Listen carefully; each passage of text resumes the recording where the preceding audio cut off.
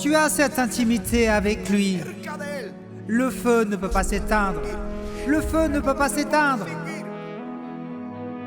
Et tout comme Jésus guérissait quand il était sur terre et qu'il a toujours guéri depuis son départ jusqu'à ce jour, il continuera à guérir. Et je te dis, si tu marches avec l'Esprit, écoute ce que le Saint-Esprit dit. Je ferai des merveilles qui n'ont jamais été faites sur toute la terre. Ce sera des choses impressionnantes, ce que Dieu fera avec toi, celles que Dieu fera avec toi. Je veux te dire, le Dieu qui est sur ta vie est un Dieu pour lequel les impossibles n'existent pas. Rien n'est impossible pour Dieu. Il n'y a rien d'impossible pour Dieu. Non, ce n'est ni par puissance, ni par force, mais c'est par mon esprit, dit l'Éternel des armées.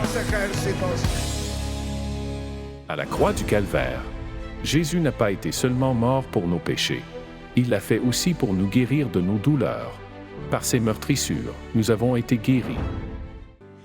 Race incrédule, leur dit Jésus, jusque à quand serai-je avec vous? Jusque à quand vous supporterai-je? Amenez-le-moi, on le lui amena. Et aussitôt que l'enfant vit Jésus, l'esprit l'agita avec violence. Il tomba par terre et se roulait en écumant. Jésus demanda au Père, « Combien y a-t-il de temps que cela lui arrive ?» « Depuis son enfance, répondit-il. Et souvent, l'Esprit l'a jeté dans le feu et dans l'eau pour le faire périr. Mais si tu peux quelque chose, viens à notre secours et aie compassion de nous. » Je dis, comment dire à Jésus que si tu peux faire quelque chose, ce soir, peu importe le besoin que tu as, la maladie que tu as, nous ne sommes pas ici pour demander à Jésus s'il peut faire quelque chose, mais je suis ici pour te dire, peux-tu croire?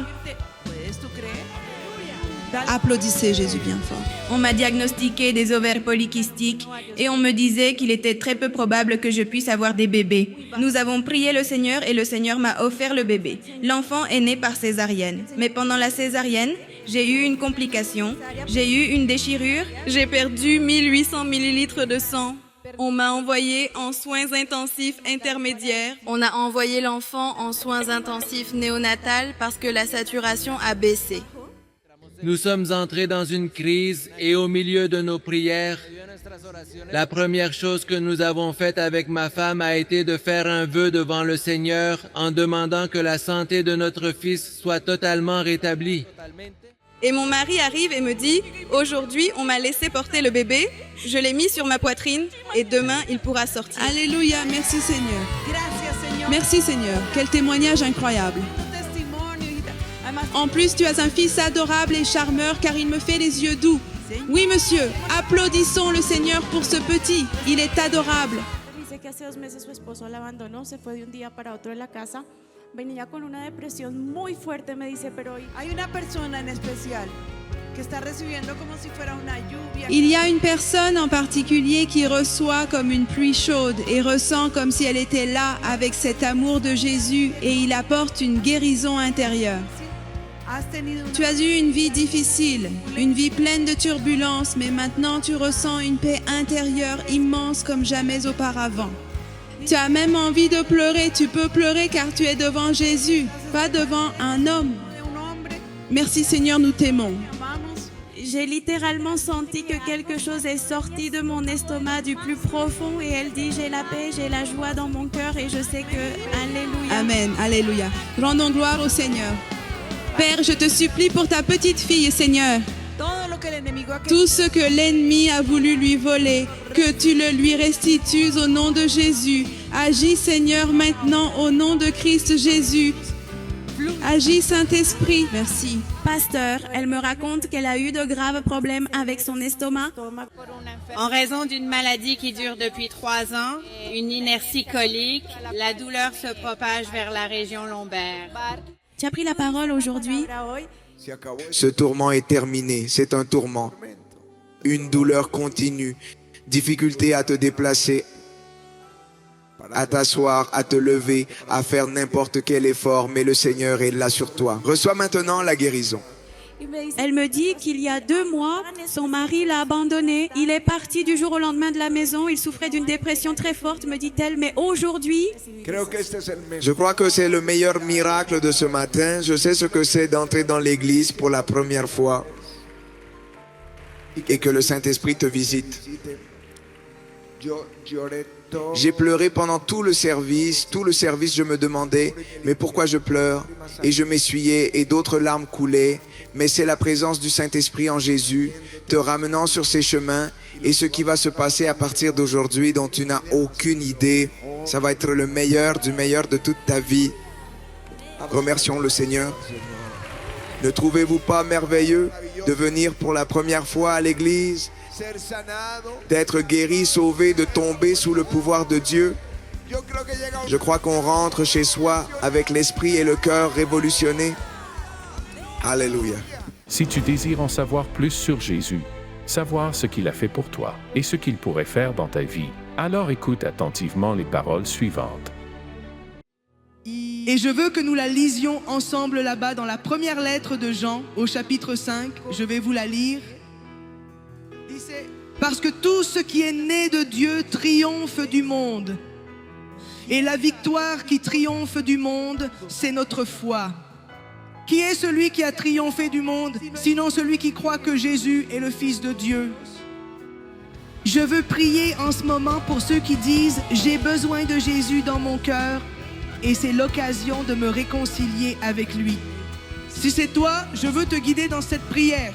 C'est très simple. Je veux que tu répètes la prière que je vais faire, mais que tu la fasses de tout ton cœur. Si tu es prêt, ferme les yeux et dis avec moi, Seigneur Jésus, pardonne mon péché. Je crois en toi.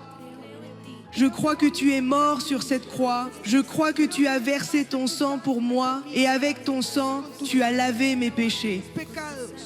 Je veux que tu sois mon Seigneur, mon unique et suffisant Sauveur.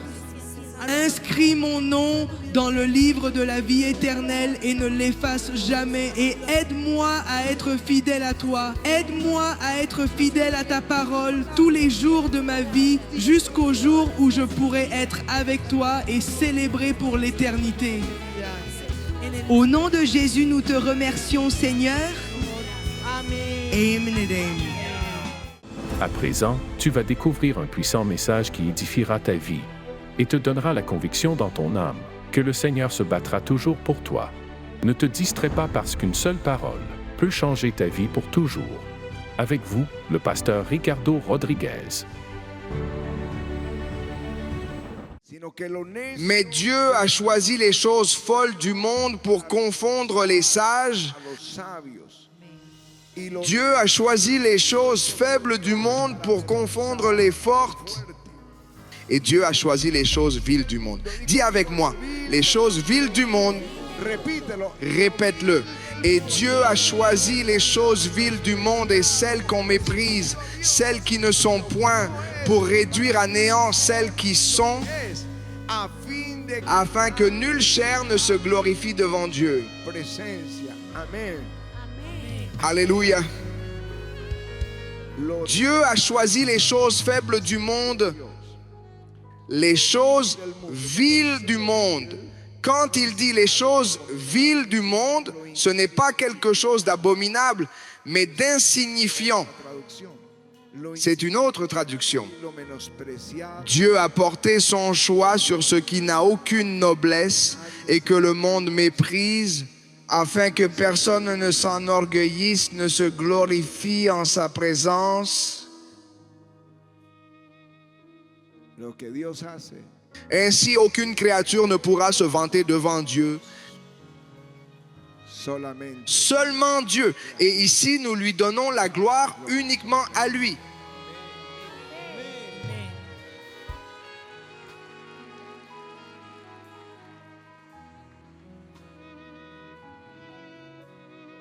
Ce qui est faible dans le monde, quand Dieu a appelé Moïse, il avait à peine, il avait 80 ans. Quand on pense déjà à la retraite bien avant. Quand on n'a plus de projet pour l'avenir, mais qu'on attend patiemment la mort. Dieu l'appelle. Et Moïse avait un problème. Il était lent à parler. C'est-à-dire qu'il bégayait. Moïse dit à l'Éternel, « Ah Seigneur, Seigneur, je ne suis pas un homme qui ait la parole facile, et ce n'est ni d'hier, ni d'avant-hier, ni même depuis que tu parles à ton serviteur, car j'ai la bouche et la langue embarrassées. » L'Éternel lui dit, « Qui a fait la bouche de l'homme ?» Et il dit, « En est-ce pas moi, l'Éternel ? Va donc, je serai avec ta bouche et je t'enseignerai ce que tu auras à dire. Dis avec moi et je t'enseignerai ce que tu auras à dire. » Dieu ne l'a pas guéri. Moïse était un bègue. C'est pourquoi Dieu lui a donné Aaron pour qu'il parle au peuple. Moïse parlait à son frère qui était son aîné. Il avait la patience de l'écouter. Ainsi, si dit le ce Seigneur, Seigneur. Et il entendait tout et me communiquait au peuple. Dieu aurait pu le guérir. Dieu a créé la bouche et il a dit, je peux le faire. Mais il a dit, je serai avec ta bouche. Dieu a choisi les choses faibles du monde et celles qu'on méprise, afin que nulle chair ne se glorifie devant Dieu. Nulle chair ne se glorifie devant Dieu. Comprenez-vous ce que Dieu fait? Ce sont des folies pour nous, mais c'est la sagesse pour Dieu. Il nous a donné son nom, il nous a donné sa parole, il nous a donné l'onction, mais il va utiliser l'insignifiant et le mépriser. Et Dieu a choisi les choses viles du monde. Alléluia. Des gens qui ne font pas confiance à leurs capacités ou qui ne les ont pas, des gens qui ne font pas confiance à leurs études ou qui ne les ont pas, des gens qui ne font pas confiance à leur grâce ou à leur talent, mais qui font pleinement confiance à Dieu. Tout-puissants sont ceux que Dieu choisit. Alléluia. L'apôtre Paul a dit, moi aussi, car il avait de quoi se fier, de quoi s'enorgueillir, se vanter.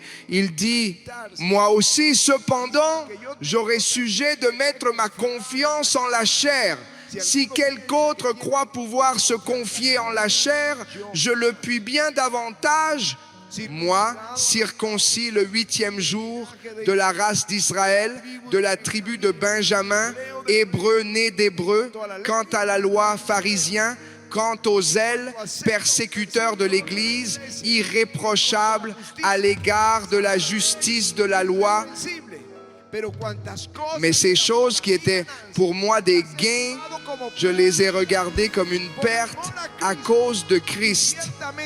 Et même je regarde toutes choses comme une perte à cause de l'excellence de la connaissance de Jésus-Christ mon Seigneur, pour lequel j'ai renoncé à tout, et je les regarde comme de la boue afin de gagner Christ. C'est-à-dire, je peux prouver que je sais que beaucoup de ceux qui nous persécutent, mais cela est comme des ordures. Je veux gagner Christ, c'est ce que dit Paul. Alléluia.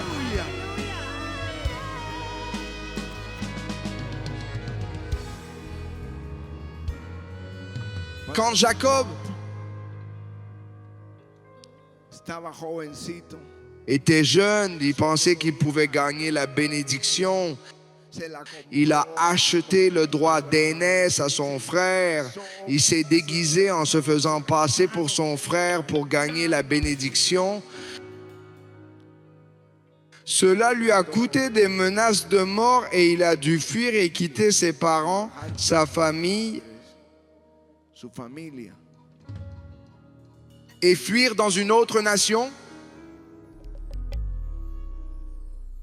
Mais quand 20 ans plus tard, lorsqu'il a vu sa vie en danger et qu'il n'avait ni le courage ni la force de se défendre, alors, dit l'Écriture, il a pleuré, supplié et crié, et Dieu lui a donné la bénédiction. Il est sorti en boitant d'une rencontre avec Dieu, mais il avait la bénédiction. Il avait un nouveau nom. Il était maintenant Israël, patriarche de son peuple. Car Dieu ne se réjouit pas de la force, mais de ceux qui le craignent. En eux, le Seigneur se réjouit. Le psaume 147 dit « Ce n'est pas dans la vigueur du cheval qu'il se complaît, ce n'est pas dans les jambes de l'homme qu'il met son plaisir. L'Éternel aime ceux qui le craignent, ceux qui espèrent en sa bonté. Nous espérons en sa miséricorde, en eux le Seigneur se complaît. Alléluia. »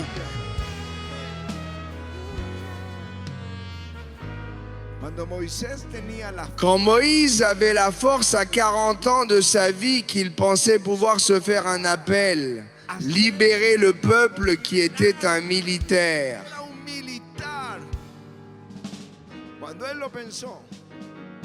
Quand il l'a pensé, il a fini par fuir, menacé pour sa vie, menacé de mort. Mais quand Dieu l'a appelé et qu'il avait 80 ans, il n'avait plus de force. Mais là, il y a une leçon pour nous tous qui est dans Zacharie. Ce n'est ni par la puissance ni par la force, mais c'est par mon esprit, dit l'Éternel des armées. Alléluia. Il y a beaucoup de choses que Patty et moi étions prêts à voir il y a 33 ans, mais le Seigneur a dit, tu l'aurais gâché. Ainsi, parfois, Dieu doit traiter avec nous, car ce n'est ni par la force ni par l'armée, mais par son esprit. Alléluia. Paul l'apôtre avait des révélations glorieuses. Non seulement il a rencontré le Seigneur sur le chemin, s'est converti et a entendu sa voix, mais il a été emmené au 3e ciel où se trouve le Seigneur. Et il a entendu des paroles ineffables qu'il est impossible de raconter et de dire aux hommes. Mais l'Écriture dit que, et pour que je ne sois pas enflé d'orgueil à cause de l'excellence de ces révélations, il m'a été mis une écharde dans la chair, un ange de Satan pour me souffleter et m'empêcher de m'enorgueillir. 3 fois j'ai prié le Seigneur de l'éloigner de moi et il m'a dit, ma grâce te suffit. Car ma puissance s'accomplit dans la faiblesse. Je me glorifierai donc bien plus volontiers de mes faiblesses, afin que la puissance de Christ repose sur moi. C'est pourquoi je me plais dans les faiblesses, dans les outrages, dans les calamités, dans les persécutions, dans les détresses, pour Christ, car quand je suis faible, c'est alors que je suis fort. Alléluia. Il a dit, enlève-moi cette écharde. On ne sait pas bien ce qu'était l'écharde, si c'était la maladie qu'il avait aux yeux quand il prêchait aux Galates. Oui, cela est peut-être aussi venu quand cette lumière glorieuse, resplendissante est venue sur lui et qu'ils sont tombés au sol. Ou la persécution. Car où qu'il aille, on le poursuivait et on le poursuivait. Je ne sais pas quelle était son écharde, mais une chose je sais, ma grâce est suffisante, a dit le Seigneur, car ma puissance s'accomplit dans la faiblesse. Pas dans ta capacité, pas dans ta sagesse, Paul, mais dans ta faiblesse que Dieu va se glorifier. Alléluia. C'est pourquoi il dit aux Corinthiens, frères, Lorsque je suis allé chez vous, ce n'est pas avec une supériorité de langage ou de sagesse que je suis allé vous annoncer le témoignage de Dieu. Presque que quand je vois les prédicateurs qui sont si compliqués et si profonds dans leur théologie, leurs églises sont très petites. Parce que la congrégation ne comprend pas. Quand la parole de Dieu est si simple que toute personne, même illettrée qui ne sait pas lire, peut la comprendre. C'est pour tous, l'évangile est pour tous. Car je n'ai pas eu la pensée de savoir parmi vous autre chose. Et il avait un fondement théologique, dites que Jésus-Christ et Jésus-Christ crucifié. Et j'étais parmi vous avec faiblesse et beaucoup de crainte et de tremblement. Et ma parole et ma prédication n'étaient pas avec des paroles persuasives de sagesse humaine, mais avec la démonstration de l'Esprit et de la puissance de Dieu. Alléluia. Je ne sais pas si je me fais comprendre. Qu'est-ce que je veux communiquer? Dieu ne cherche pas les forts. Dieu ne cherche pas les sages, les éloquents. Dieu cherche des gens qui peuvent se rendre complètement à lui. Est-ce que vous comprenez cela? Le psaume le dit. Ce n'est pas dans la vigueur du cheval qu'il se complaît. Ce n'est pas dans les jambes de l'homme qu'il met son plaisir. L'Éternel aime ceux qui le craignent, ceux qui espèrent en sa bonté.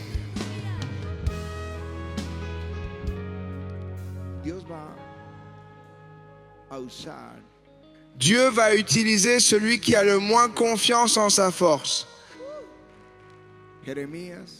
Jérémie dit l'Écriture, la parole de l'Éternel me fut adressée en ces mots. Avant que je t'eusse formé dans le ventre de ta mère, je te connaissais. J'aime beaucoup ce texte parce que je n'étais pas encore dans le ventre et le Seigneur me connaissait. Et avant que tu fusses sorti de son sein, je t'avais consacré, je t'avais établi prophète des nations. Je répondis, ah Seigneur éternel, voici, je ne sais point parler car je suis un enfant. Quand il a reçu l'appel, il était un enfant. Et l'Éternel me dit, ne dis pas, je suis un enfant, car tu iras vers tous ceux auprès de qui je t'enverrai, et tu diras tout ce que je t'ordonnerai. Il n'a pas besoin d'être un docteur. Il a besoin d'être obéissant. Dis ce que je te dis de dire. C'était tout. À Timothée, il a dit que personne ne méprise ta jeunesse, peu importe si tu es jeune. Si Moïse était âgé, Timothée était jeune, Jérémie était un enfant. Considérez, frères, que parmi vous qui avez été appelés, il n'y a ni beaucoup de sages selon la chair, ni beaucoup de puissants, ni beaucoup de nobles. À Isaïe, quand il est appelé et qu'il voit la gloire de Dieu, il dit « Malheur à moi, je suis perdu, car étant un homme impur, impur de lèvres sûrement qu'il était, il parlait des choses vaines, et j'habite au milieu du peuple qui a des lèvres impures. Mes yeux ont vu l'Éternel, le roi des armées. » Mais l'un des séraphins vola vers moi, tenant à la main une pierre ardente, et dit « Ceci a touché tes lèvres, ton iniquité est enlevée et ton péché est expié. » J'entendis la voix du Seigneur disant, « Qui enverrai-je et qui marchera pour nous ?» Je répondis, « Me voici, envoie-moi. » Il dit alors, « Va et dis à ce peuple, vous entendrez et vous ne comprendrez point, vous verrez et vous ne saisirez point. Il a choisi un homme aux lèvres impures. »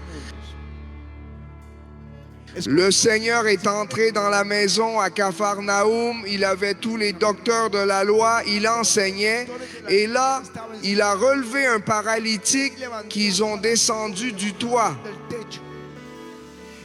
Ils avaient les docteurs de la loi, il avait besoin de choisir ses disciples, mais il n'en a choisi aucun d'eux. Et le texte dit dans l'Évangile qu'en sortant de là, il a appelé Matthieu un publicain, un homme qui était pécheur, rejeté par tous, mais sûrement il suivait Jésus. Et le Seigneur appelle Matthieu. Mais Dieu a choisi les choses folles du monde pour confondre les sages. Il n'a pas choisi les sages, il a choisi ce qui est vil dans le monde, ce qui est méprisé, ce qui est faible dans le monde pour confondre les forts.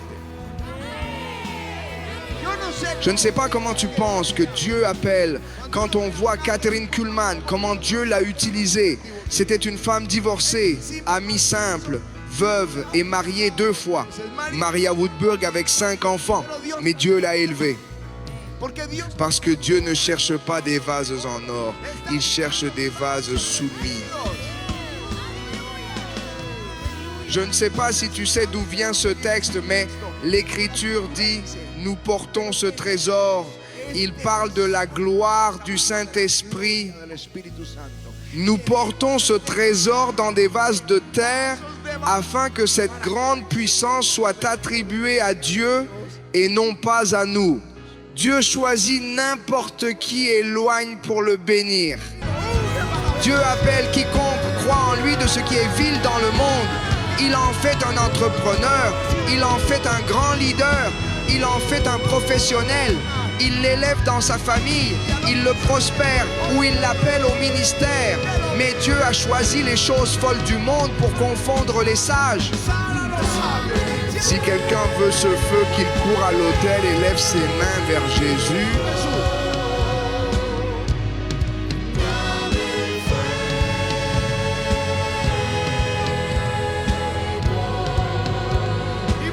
Et nous allons demander à Jésus d'envoyer ce feu avec lequel nous allons bénir les autres.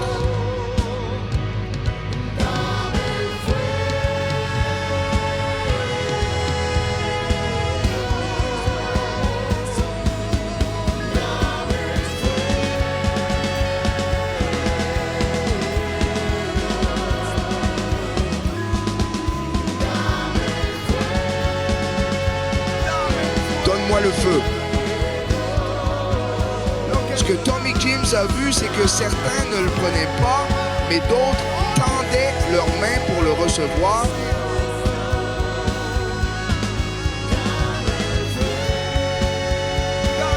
Donne-moi le feu.